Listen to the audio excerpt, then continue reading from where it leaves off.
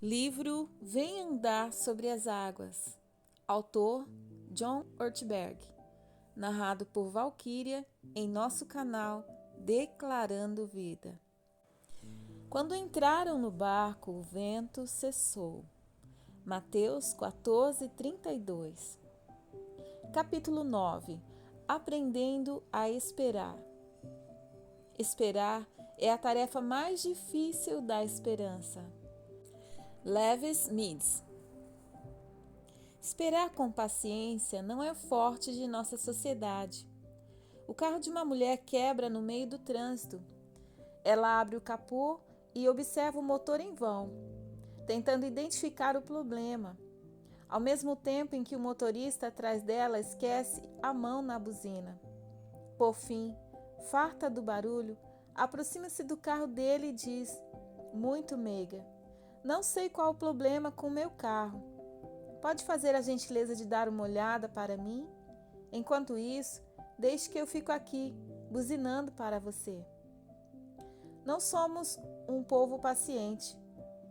A pressa nos faz buzinar, cozinhar em micro-ondas, optar pelo serviço expresso para mandar uma correspondência, comer sanduíches, comprar comida em lanchonete sem sair do carro. As pessoas não gostam de esperar no trânsito, no telefone, nas lojas ou no correio. Robert Levine, no maravilhoso livro Uma Geografia do Tempo, sugere a criação de uma nova unidade de tempo, chamada de segundo buzina. O tempo que leva para o sinal abrir à nossa frente e o carro atrás do nosso buzinar. Afirma ser esta a menor fração de tempo conhecida pela ciência. E você sabe esperar? No pedágio, o motorista do carro à frente conversa sem parar com a moça que já lhe deu o troco.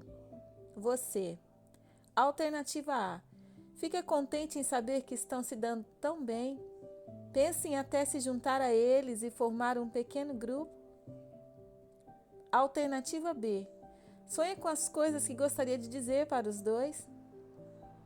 Alternativa C. Tenta passar com o carro entre a cabine do pedágio e o carro da frente? Há uma hora você aguarda ser chamado pelo médico na sala de espera. Enquanto isso, alternativa A. Você fica contente pela oportunidade de ler todos os números de seleções desde 1993 até hoje? Alternativa B. Fala aos outros pacientes sobre sua doença fatal e altamente contagiosa, na esperança de que evacuem a sala de espera? Alternativa C. Finge estar passando mal para ser atendido logo. A maioria de nós não gosta de esperar. Por isso nos agrada quando Mateus mostra Jesus como mestre da atenção imediata.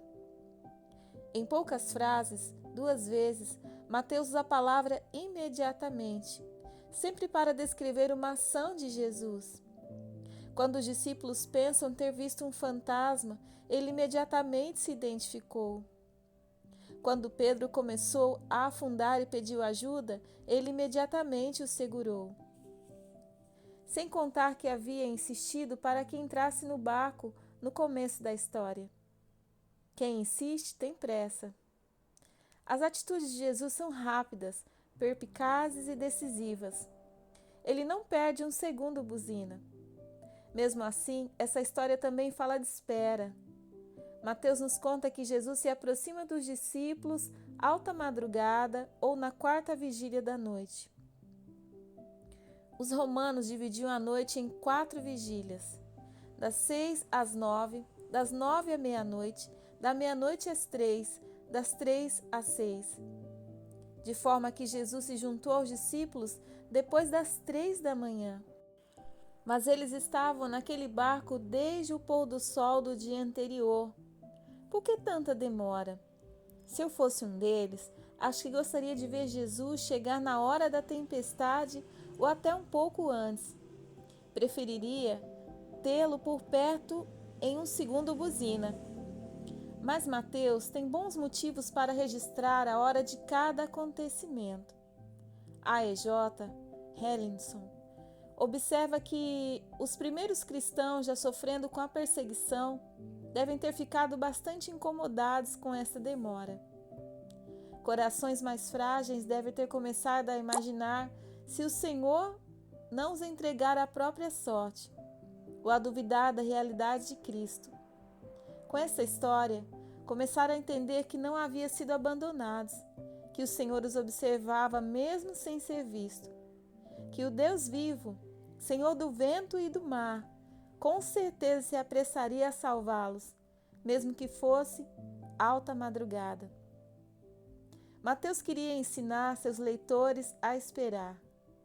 Outro momento de espera envolve a decisão que Pedro tomou de sair do barco. Ele não podia fazê-lo na força do próprio impulso. Devia primeiro pedir a permissão de Jesus, depois aguardar uma resposta, o sinal verde. Uma das maiores diferenças entre personalidades do tipo T e personalidades do tipo A é que estas aprendem a esperar. Fico imaginando se Pedro não teve de enfrentar outros tipos de espera. Como você acha que foram seus primeiros passos sobre a água? Creio que Jesus sabia fazê-lo como ninguém, mas Pedro teve de descobri-lo, um pouco a cada passo. Talvez, como a personagem de Bill Murray no livro Nosso Querido Bob, ele tenha começado como um bebê. Aprender a andar sempre exige paciência. Só no final, os discípulos conseguiram o que queriam. O vento cessou. Por que Jesus não fez cessar imediatamente? Tão logo constatou o medo dos discípulos? Pedro teria andado com maior facilidade. Contudo, ao que parece, Jesus sentia que eles só teriam a ganhar se esperasse. Assim, neste penúltimo capítulo, antes que você saia correndo louco para andar sobre as águas, quero que pense um pouco no exercício a que Pedro e os demais discípulos se dedicaram do começo ao fim. Esperar. Digamos que você resolva sair do barco. Você confia em Deus. Dá um passo de fé, cheio de coragem, opta por abandonar um bom emprego para se dedicar ao chamado do Senhor.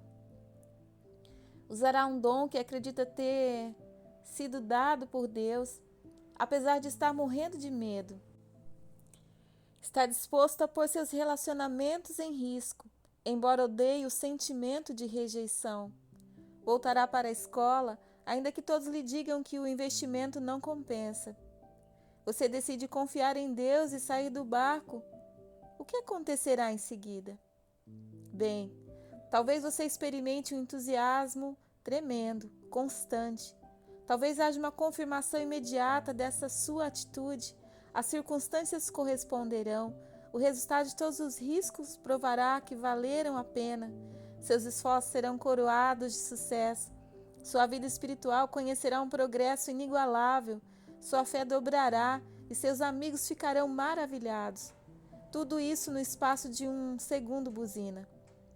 Talvez, mas não sempre. Por excelentes razões, nem sempre Deus se move a uma velocidade frenética. Na grande maioria das vezes, somos um café expresso seguindo um soberano descafeinado. Richard Moon escreve que o livro mais necessário hoje em dia deveria se chamar Seu Deus é rápido demais. Alguns tipos de espera, no trânsito e na antessala dos consultórios médicos, não passam de ninharias no esquema geral das coisas. Mas existem outros tipos de espera mais sérios e difíceis. A espera de uma pessoa solteira que deseja ver um casamento nos planos de Deus para a sua vida, mas que começa a perder a esperança. A espera de um casal sem filhos, ansioso por criar uma família. A espera de Nelson Mandela, sentado em uma prisão durante 23 anos, tentando imaginar se algum dia o libertaria e se seu país conheceria a justiça. A espera de alguém que anseia por um trabalho com propósito e importância e parece não conseguir encontrá-lo. A espera de uma pessoa em profunda depressão pela manhã, em que levantará com vontade de viver. À espera de uma criança que se sente desajeitada e anseia pelo dia em que será a primeira escolhida para participar das brincadeiras dos amigos. À espera de pessoas de diferentes raças pelo dia em que seus filhos deixarão de ser julgados, não pela cor da pele, mas pelo caráter. À espera de um idoso em uma casa de repouso, solitário, gravemente enfermo, aguardando a morte. Todos nós, em determinado momento da vida, teremos de aprender a esperar. Larry Smith escreve: esperar é nosso destino como criaturas incapazes de produzir aquilo que esperam por si mesmas.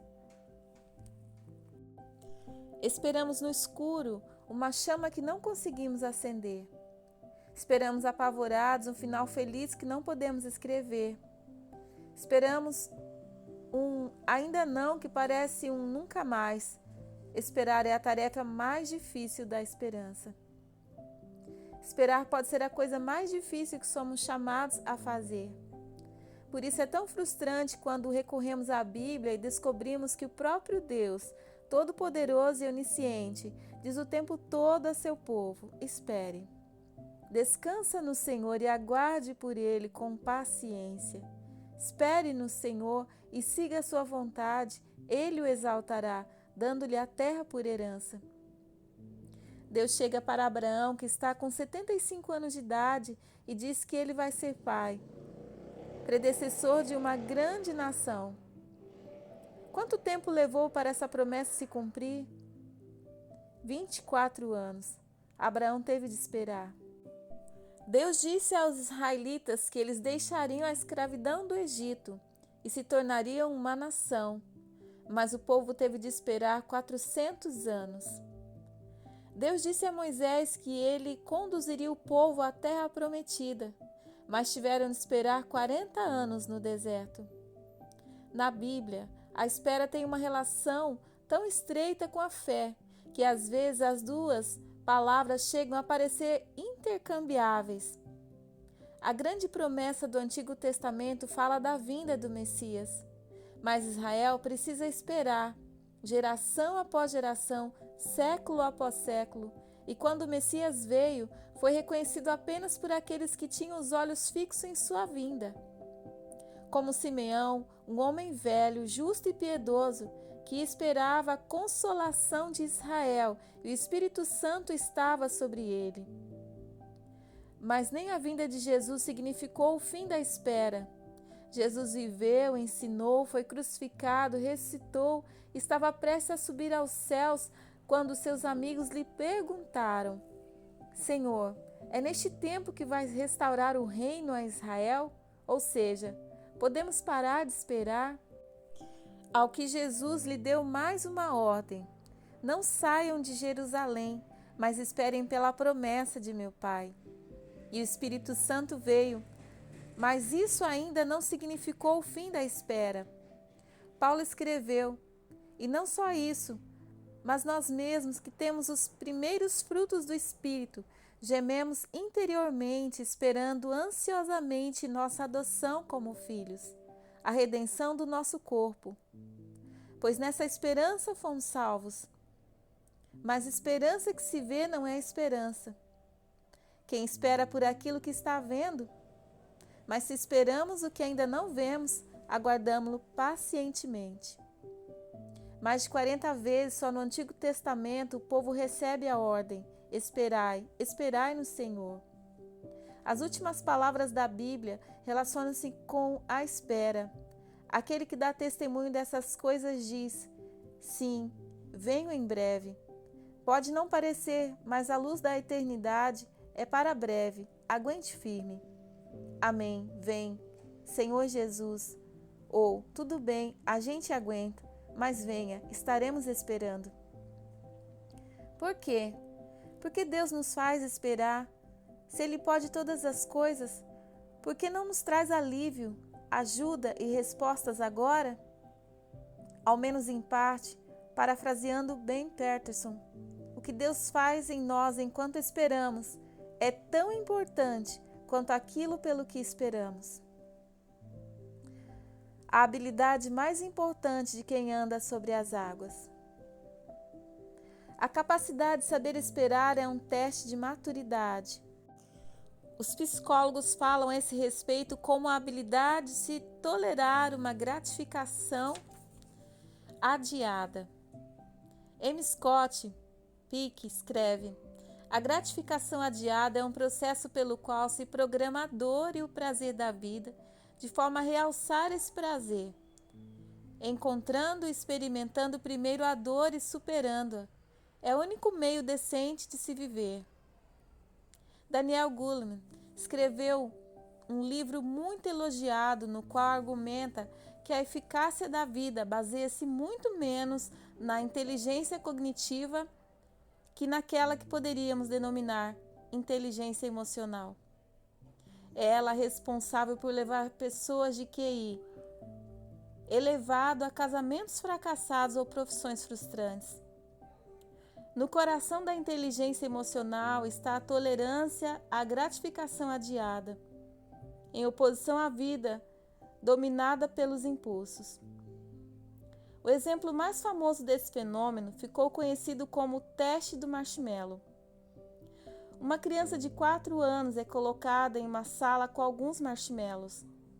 Nesse momento, a pessoa que a acompanha diz que precisa sair para resolver um problema qualquer e lhe dá 2 alternativas. Se conseguir esperar sua volta, poderá comer 2 marshmallows. Se quiser comer já, terá de se contentar com um só. Que tentação para uma criança de 4 anos! Um microcosmo de eterna batalha entre impulso e restrição, id e ego, desejo e força de vontade, gratificação e adiamento. As crianças desenvolviam um tipo de estratégia para suportar a espera. Cantavam, contavam histórias, brincavam com os dedos. Houve uma que chegou a curvar-se para lamber a mesa, como se o sabor tivesse impregnado a madeira. O que mais impressiona é o impacto desse traço único de caráter, manifestado já aos 4 anos, sobre a vida daqueles que participavam da experiência. Uma equipe de pesquisadores da Universidade de Stanford acompanhou essas crianças durante vários anos. Quem conseguiu esperar aos 4 anos mostrou-se, depois que cresceu, mais competente na vida em sociedade, mais bem adaptado para lidar com estresse e com menor probabilidade de desistir sob pressão. Os louquinhos por marshmallow cresceram e revelaram-se mais teimosos e indecisos. Irritavam-se com maior facilidade ante uma frustração e viviam mais ressentidos por nunca terem o suficiente. Melhor ainda, no teste para admissão em faculdades, quem soube esperar fez em média 210 pontos a mais que os apressados. Ainda por cima, depois de tantos anos, quem comeu só o marshmallow continuava incapaz de adiar as gratificações. E os estudos demonstravam que a falta de força de vontade tem maior probabilidade de se associar à delinquência, à dependência química e ao divórcio. Não admira que Goleman, ao resumir tudo isso, chama a capacidade de esperar de aptidão suprema. A inaptidão para controlar os impulsos, a recusa de esperar com paciência e confiança, ocupa o centro da condição decaída do ser humano. A vida tem sido assim desde que Adão e Eva deram uma mordida no marshmallow proibido. Paulo diz que enquanto esperamos Deus arrumar todas as coisas, sofremos. Mas o sofrimento produz perseverança, a perseverança caráter e o caráter esperança. Deus gera essas qualidades em nós enquanto esperamos. Esperar não é apenas algo que temos de fazer para conseguir aquilo que desejamos.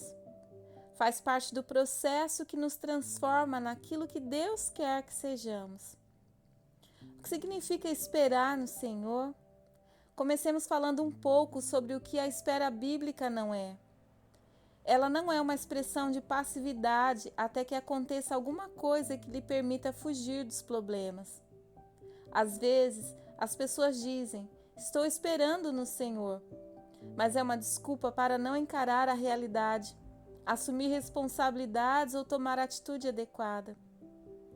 Tenho ouvido relatos de hábitos terríveis relacionados a dinheiro, pessoas que compram por impulso, que se recusam a poupar.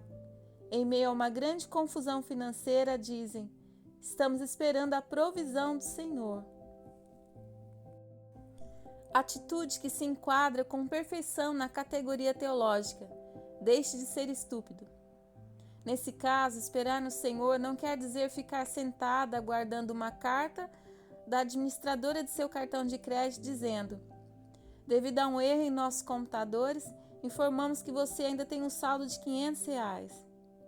É mais provável que implique procurar alguém habilitado que lhe ensine princípios bíblicos para viver como um bom mordomo. Talvez signifique cultivar novos hábitos financeiros, como poupar, dizimar e parar de comprar coisas enquanto não tiver dinheiro para pagar por elas. A espera bíblica não é passiva, não é esquivar-se de uma realidade desagradável. Esperar no Senhor é agarrar-se a Deus com confiança, disciplina, expectativa, disposição para agir e, às vezes, alguma dor. Esperar no Senhor é a decisão diária, contínua de dizer: "Confiarei no Senhor e o obedecerei". Embora as circunstâncias de minha vida não sejam como eu gostaria e talvez nunca correspondam às minhas expectativas, vou apostar tudo no Senhor. Não tenho nenhum plano de contingência. Então, o que é necessário para saber esperar bem? Confiança paciente. Esperar no Senhor requer uma confiança paciente. Sou capaz de confiar no fato de que Deus tem bons motivos para dizer: "Espere"? Será que me lembrarei de que tudo parece diferente para Deus porque Ele vê as coisas de uma perspectiva eterna? Pedro escreveu: "Não se esqueçam disso, amados. Para o Senhor um dia é como 1000 anos e 1000 anos como um dia". O Senhor não demora em cumprir a sua promessa, como julgam alguns. Ao contrário, Ele é paciente com vocês, não querendo que ninguém pereça, mas que todos cheguem ao arrependimento. Conta-se que um economista certa vez leu essas palavras e ficou todo entusiasmado. "Senhor, é verdade que 1000 anos para nós são como um único minuto para o Senhor?" "Sim, é verdade." "Então $1.000.000 para nós deve ser como um centavo para o Senhor." "Sim."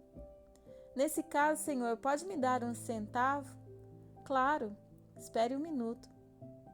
Queremos desfrutar dos recursos de Deus, mas não queremos saber do seu tempo. Queremos o centavo, mas não o minuto. Esquecemos que, enquanto esperamos, seu trabalho em nós é tão importante quanto aquilo que esperamos. Esperar significa dar a Deus o benefício da dúvida e acreditar que Ele sabe o que está fazendo. A confiança deve ser paciente, disposta a esperar e esperar dia após dia. Talvez você seja solteiro. Nós americanos vivemos em uma sociedade em que, com exagerada frequência, se presume que o casamento é normal e ficar solteiro não. Você deve conhecer bem a dor dessa estigma. Talvez você sinta um anseio legítimo por ter intimidade com alguém. Talvez experimente uma espécie de solidão que só Deus é capaz de curar, da qual nenhum outro ser humano pode libertá-lo. Como é difícil esperar. Talvez exista um relacionamento em potencial alcance das mãos, mas você sabe que ele não seria para a glória de Deus. Ou então, no fundo do coração, talvez você saiba que essa não é a pessoa certa, pois não compartilha o seu total comprometimento com Deus. Talvez essa pessoa esteja pressionando a ter um envolvimento sexual fora do casamento. Você se sente tentado a pensar: já esperei tempo demais, cansei. De agora em diante, vou aproveitar todo tipo de satisfação que puder nesta vida e deixar para me preocupar com as consequências mais tarde. Sente-se disposto a esperar no Senhor? A dizer com toda a coragem: tudo bem, Deus, não vou me prender a um relacionamento que o ofenda, causando danos à alma das pessoas envolvidas. Procurarei edificar a melhor vida que me for possível aqui onde estou, sem saber o que o futuro me reserva. Mesmo que às vezes sinta que ninguém entende como isso é doloroso, confiarei no Senhor, esperarei. Talvez você sonhe com algumas conquistas relacionadas a seu trabalho ou uma área de ministério, mas o que você esperava não está acontecendo. Não saberia dizer porquê, mas sabe como isso dói. Sente-se tentado a forçar a barra, pressionar, manipular, traçar planos para atingir seus objetivos. Ou então, pode ser que sinta-se tentado a desistir de vez, para nunca mais nem sequer pensar em pôr em prática o potencial que Deus lhe deu e que até agora foi desperdiçado. Você terá paciência para não forçar, para não desistir e, em vez disso, esperar com resignação, continuar aprendendo sobre os seus dons, recebendo com humildade o retorno e conselho dos outros, crescendo um passo por vez, confiante no plano de Deus e não naquilo que você acha que precisa? Talvez você esteja envolvido em um relacionamento difícil, quer se desprender emocional e fisicamente, mas Deus lhe diz: espere. Concentre-se no amor que você pode oferecer para outra pessoa, não no amor a que imagina ter direito. Confie em mim, aguente firme, continue tentando. Ter caráter para se conter e não estender a mão para o marshmallow proibido é um dos testes mais difíceis do mundo, mas vale a pena. Como é esperar com confiança paciente?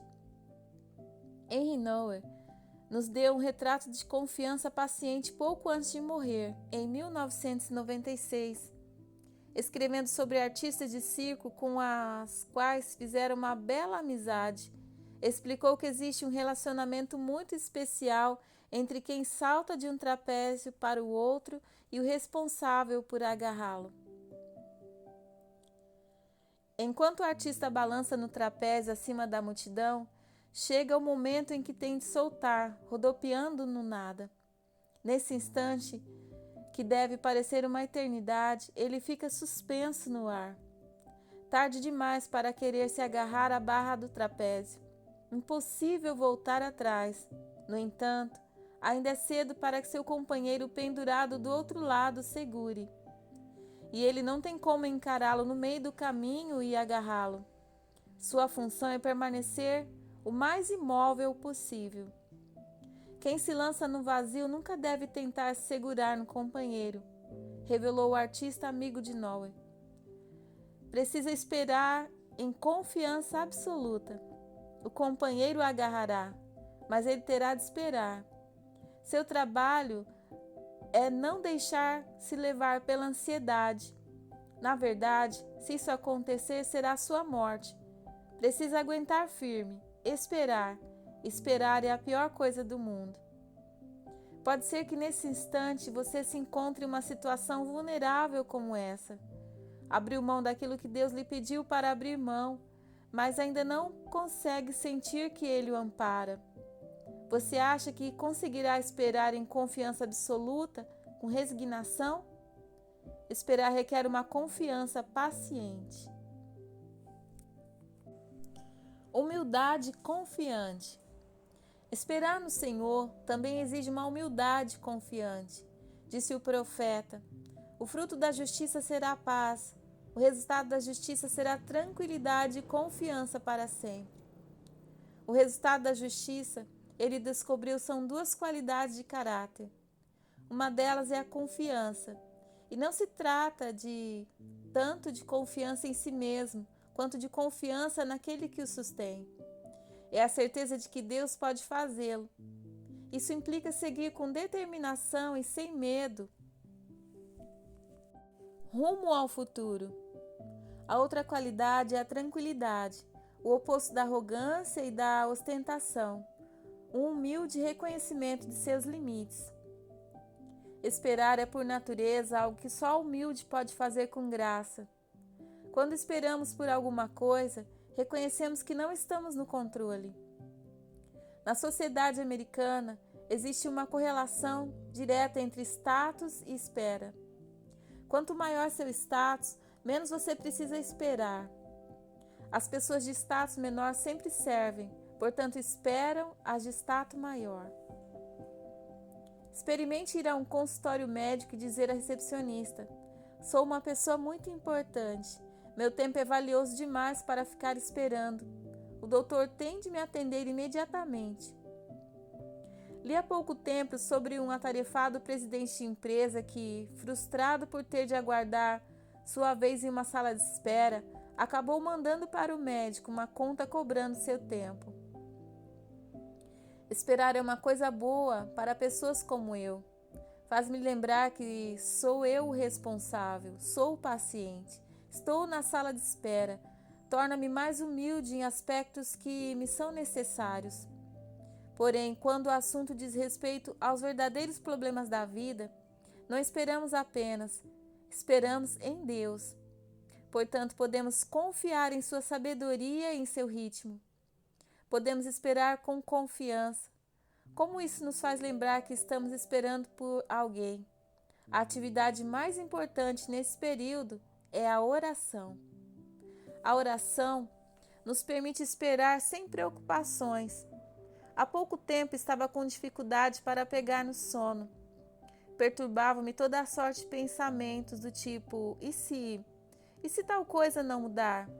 E se não conseguir algo que quero mais do que tudo? Eram vozes frenéticas. Tinham aparência de verdade. Sempre é possível que as coisas saiam errado, mas não conduziam à vida. Pouco tempo depois, li o relato de Jesus e de seus amigos dentro de um barco, enquanto desabava uma tempestade. Os discípulos ficaram fora de si, porque, lembra-se, Jesus estava dormindo. Então me ocorreu, há uma experiência pela qual Jesus nunca passou. Ele conheceu praticamente todas as emoções humanas, tristeza, alegria, dor, sentiu-se cansado, com raiva, cheio de esperança, mas tem uma coisa que ele não experimentou, nunca ficou fora de si, nunca entrou em pânico. Naquele momento, percebi que Deus jamais se desespera. Às vezes, as pessoas falam sobre reconhecer a voz de Deus quando Ele lhes fala.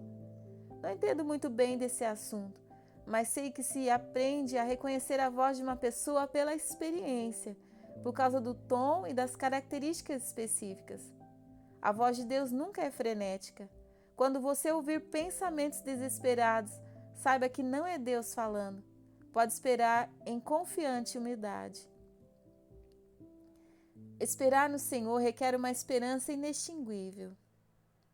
Paulo escreve: pois nessa esperança fomos salvos. Mas esperança que se vê não é esperança. Quem espera por aquilo que está vendo? Mas se esperamos o que ainda não vemos, aguardamo-lo pacientemente. Ter esperança por si só já é esperar. Ernest Hoffmann diz: no Novo Testamento, esperança é uma espera paciente, disciplinada, confiante, uma expectativa no Senhor, nosso Salvador.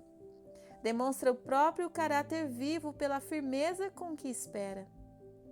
É o noivo que espera pela noiva na noite do casamento. É a espera do atleta pela corrida que adora participar. É a espera até o relógio marcar 6 horas da manhã de Natal, quando se tem 7 anos e seus pais lhe disseram para não se levantar antes das 6, sabendo que tem alguma coisa muito boa lá na sala. Se hoje você está esperando em Deus, se o obedece, mas ainda não vê os resultados que gostaria, saiba que na Bíblia existe uma promessa maravilhosa vinculada a essa espera. Até os jovens se cansam e ficam exaustos, e os moços tropeçam e caem. Mas aqueles que esperam no Senhor renovam as suas forças, voam alto como águias, correm e não ficam exaustos, andam e não se cansam. Nunca vou esquecer o comentário de David Hubbard sobre esses versículos. Estudioso do Antigo Testamento, David foi o homem mais inteligente que já conheci. Qualquer que fosse o assunto, línguas semíticas, a história da dinastia Ming, inovações da engenharia, música clássica, teoria da administração empresarial, estatísticas de beisebol, ele era capaz de discuti-lo com especialistas da área. Por seu dom de liderança, atuou durante 30 anos como presidente do maior seminário interdenominacional do mundo. No fundo do coração, porém, esperava pelo dia em que pudesse se afastar de tudo aquilo e dedicar-se ao estudo de seu primeiro amor, o Antigo Testamento. Era o marshmallow que ele mais desejava. Por uma ironia do destino, pouquíssimo tempo depois da sua aposentadoria, sofreu um ataque do coração fulminante e morreu. E assim a oportunidade pela qual esperava durante décadas desapareceu para sempre. Todos nós que o conhecíamos e amávamos ficamos profundamente tristes. Acontece que David jamais sentia pena de si mesmo e insistia sempre que deveríamos estudar a Bíblia para conhecer melhor aquele que estava à nossa retaguarda e acima de nós. Assim, a oportunidade pela qual ele esperava a vida inteira era agora, por fim, completamente sua. A última carta que recebi dele, algumas semanas antes de sua morte, trazia um comentário maravilhoso sobre os versos de Isaías a respeito da espera. David dizia que precisávamos viver estas palavras, voando, correndo e andando, um verso por vez. Em alguns momentos, você subirá e voará com asas de águia. Bela imagem. Os ornitólogos dizem que os pássaros têm 3 sistemas de voo. O primeiro consiste em bater asas, mantendo-as em constante movimento para compensar a gravidade. O beija-flor consegue bater as asas até 70 vezes por segundo. Isso mantém no ar, mas exige um esforço enorme. Bater asas é um negócio estranho, desajeitado. Passo muito tempo batendo asas. Faz com que eu vá daqui para ali, mas não é atividade muito graciosa. O segundo sistema de voo é planar nos ares. Nesse caso, o pássaro alça a velocidade e então para de bater as asas, planando suavemente enquanto perde a altura. Muito mais gracioso que bater asas, não serve para levá-lo muito longe. A realidade, sob forma de gravidade, porém, se faz sentir em pouco tempo. Planar é desagradável, mas não duradouro. Então veio o terceiro método, voar a grande altitude. Poucos pássaros como as águias são capazes disso. Elas são tão fortes que conseguem tirar proveito das correntes ascendentes de ar quente, ventos térmicos que sobem da terra, e sem mover uma pena, subir a grandes altitudes. Já se constatou que chegam a atingir 130 km por hora sem bater as asas. Limitam-se a voar muito alto sobre colunas invisíveis de vento ascendente. Isaías afirma que quem espera no Senhor voará alto como as águias em determinados momentos, impulsionados por um sopro do Espírito. Jesus disse: o vento sopra onde quer, você o escuta, mas não pode dizer de onde vem nem para onde vai. Assim acontece com todos nascidos do Espírito. Haverá momentos em que você perceberá que em algumas áreas da vida é capaz de voar alto espiritualmente. Talvez seja esse seu caso.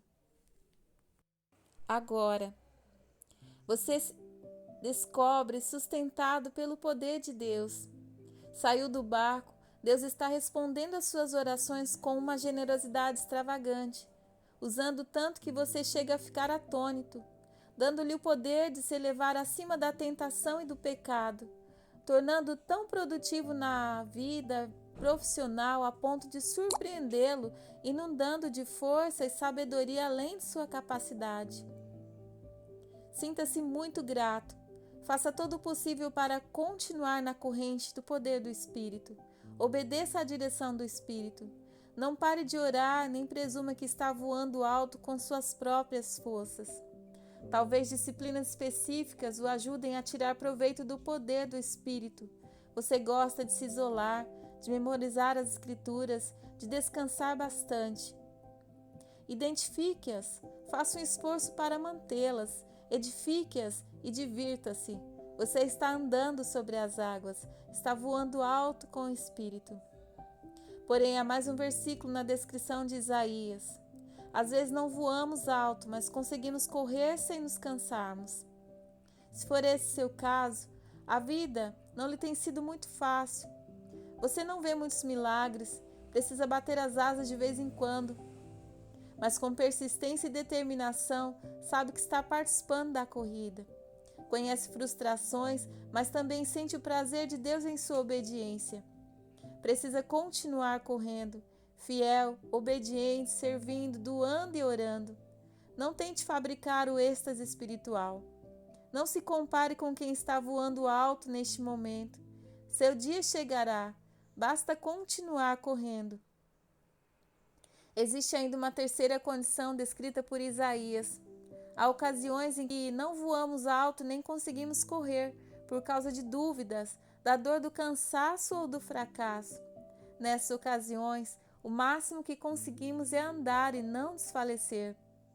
Nesse caso, não estamos andando sobre as águas, mas andando apenas. Só nos resta dizer: Deus, vou continuar firme. Não pareço muito frutífero nem produtivo e não me sinto vitorioso. Mas não vou desistir, obedecerei, continuarei andando. Os 30 minutos de filme mais impressionantes que já vi foram os da sequência da abertura de O Resgate do Soldado Ryan. Veteranos de guerra dizem que talvez seja o retrato mais realista já produzido do sofrimento brutal que os soldados aliados enfrentaram no dia D. Um preço inacreditável foi pago para conquistar uma base muito pequena, a poucos metros da praia de Omaha, na Normândia. Pago com sangue. No final do dia D, em certo sentido, pouca coisa mudou. A maior parte do continente europeu continuava como no dia anterior, sob o poder da suástica.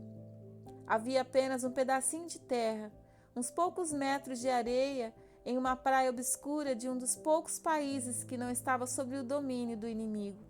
Mas essa faixa de terra era suficiente. Na verdade, no final daquele único dia, tudo mudou. Agora havia uma abertura, uma fresta minúscula, mas queria se ampliar a cada dia.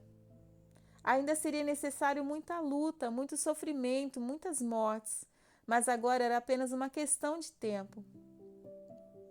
Até que um dia Paris foi liberta. Depois toda a França. Os campos de concentração nazistas foram invadidos, os prisioneiros libertados. Depois chegou o dia em que Hitler destruiu a si mesmo dentro de um abrigo subterrâneo, quando o julgamento caiu sobre a besta fera. Coisa que sempre acontece e sempre acontecerá. Em seguida, foi a vez do dia da vitória na Europa. Depois da vitória sobre o Japão no Pacífico, os soldados já podiam voltar para casa. A guerra acabara, o inimigo fora derrotado. Entre o desembarque na praia de Omaha e o disparo do último tiro houve um longo intervalo. Mas a verdade é que a vitória fora selada no dia D. Depois desse dia, a vitória na Europa se tornara apenas uma questão de tempo. Um dia, uma mulher deu à luz um filho, destinado a governar todas as nações com cetro de ferro. Ele ensinou sobre o reino e nele viveu, um tipo de vida com que o restante de nós sempre sonhou, mas dificilmente ousou ter a esperança de viver. Acho que às vezes na vida de Jesus, como quando ele estava no Monte da Transfiguração, ou quando convidou seu amigo Lázaro a sair do túmulo, ele voava alto. Subia tão alto no espírito que ninguém conseguia acompanhá-lo. Aproveitava-se das correntes ascendentes. Em outras ocasiões, como quando chorou pela desobediência de Jerusalém, quando se sentiu frustrado com a lentidão dos discípulos, quando deparou com a oposição dos líderes religiosos, a vida lhe foi mais dura. Mesmo assim, ele continuou correndo. Não se desviou do curso nem quando implicava subir uma montanha. Era capaz de percorrer longas distâncias. No entanto, ao chegar a hora de pegar a estrada para o Calvário, ele não estava voando alto, nem correndo, quando colocaram a cruz em suas costas, feridas e ensanguentadas. Ele andava. Embora jovem, tropeçou e caiu naquele dia. Sua única alternativa era levantar-se outra vez e andar um pouco mais. Às vezes, andar é só o que nos resta. Nessas ocasiões, porém, andar já é o suficiente. Talvez isso aconteça nos momentos em que a vida se mostre mais dura. Quando queremos muito desistir, mas dizemos para Deus: não vou desistir. Continuarei colocando um pé na frente do outro. Levarei minha cruz. Seguirei a Jesus mesmo por esta estrada. Talvez Deus dê mais valor ao nosso andar que ao nosso voar alto e correr. De qualquer forma, a um custo que nenhum de nós jamais compreenderá por completo, Jesus andou até o Calvário, levou sobre si na cruz toda a condição decaída da raça humana, todo o sofrimento do dia D na praia de Omaha, e o sofrimento por todo o pecado de todos os dias da história humana desde a queda. Depois do sábado, antes que os amigos de Jesus fossem cuidar de seu corpo, a pedra foi removida, desalojada. Em certo sentido, nada mudara. Pilatos e os principais sacerdotes continuavam no poder. César ainda reinava e nem mesmo sabia o nome desse Messias obscuro de um país distante. A princípio, ninguém deu importância, exceto 2 mulheres, mas aquele era o dia D. Agora havia uma abertura, minúscula a princípio, em nada maior que a entrada de um túmulo. Toda vez que você se envolve em uma batalha, toda vez que resiste ao pecado, toda vez que anuncia o Evangelho, toda vez que dá uma parte de seus recursos para a expansão do reino, toda vez que oferece um copo de água fresca em nome de Jesus, toda vez que espera no Senhor, essa abertura cresce um pouco mais. As trevas recuam um pouco mais, a luz se torna um pouco mais intensa. Existem pessoas que correm bem depressa no mundo. Existem algumas águias que voam muito mais alto do que nossos olhos conseguem acompanhar. É duro ser andarilho quando se está cercado de corredores e águias, mas às vezes andar é melhor que podemos oferecer a Deus. Ele entende tudo a esse respeito. Andar também conta. Em um dia a libertação chegará. Não se engane. Ainda haverá muita luta, muito sofrimento, muitas mortes. Mas o dia D aconteceu, quando quase ninguém estava olhando. No final daquele único dia, tudo mudara. Portanto, continue andando, porque aquilo que esperamos não é mais importante que o que acontece conosco enquanto esperamos. Agora é só uma questão de tempo. Saindo do barco. 1. Como você pretende reagir à espera? 2. Em sua opinião, por que Jesus esperou tanto tempo para se aproximar dos discípulos na tempestade? De que maneira você tem visto a espera desenvolver seu caráter? 3. Em que aspecto da vida a espera é mais difícil neste momento? 4. Para você, qual seria a diferença entre esperar no Senhor e esperar simplesmente? Como transformaria sua atitude de esperar no Senhor? 5. Você diria que hoje está voando alto, correndo ou andando?